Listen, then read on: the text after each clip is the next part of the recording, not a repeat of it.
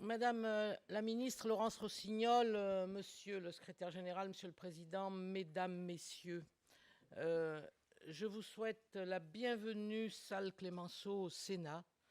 Je suis là en qualité de marraine, allons-nous dire, de votre conférence, choisie depuis quelques années pour mon intérêt, évidemment, pour les droits des femmes et pour le fait qu'au Sénat, ici, dans cette maison de la République, vous aviez été accueilli auparavant par Gisèle Gauthier, qui fut présidente de la délégation aux droits des femmes du Sénat, avant que je le sois moi-même, pendant quelques années.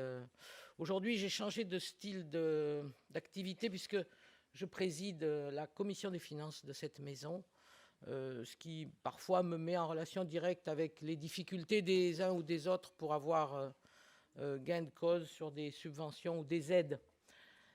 Bienvenue donc dans cette salle. J'y accueillais il y a quelques mois nos amis du planning familial.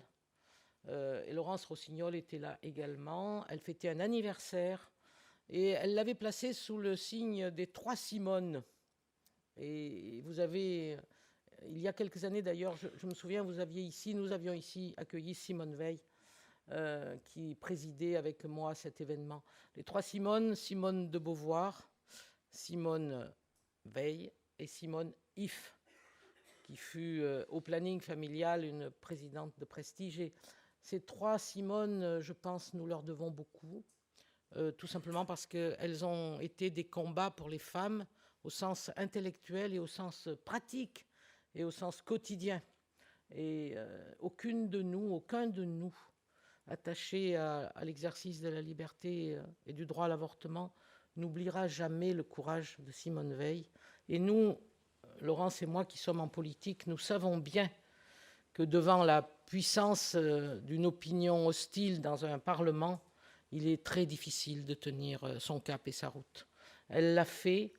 Derrière elle, des centaines et des milliers peut-être de jeunes hommes ou femmes dans les universités, étudiants en médecine ou déjà en poste, lutter pour pouvoir exercer ce droit à l'avortement avec une opinion qui, voyons-le, a été très hostile et dans certains cas le reste.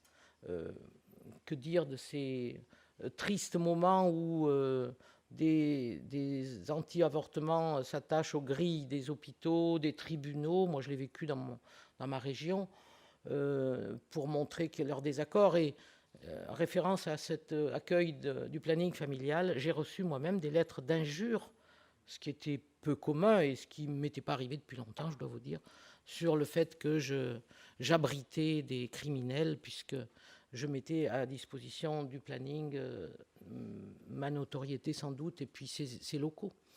Donc le combat n'est pas fini, et je pense que sans doute nous avons besoin de connaître bien l'histoire, de cette histoire en particulier.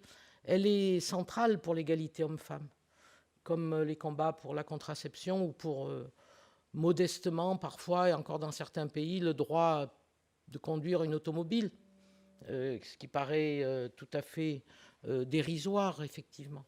Donc, moi, je vous soutiens, je soutiens vos actions, je vous souhaite une très belle journée et de durer longtemps sur ces thèmes qui sont tellement importants et qui entraînent encore aujourd'hui sans doute des résistances.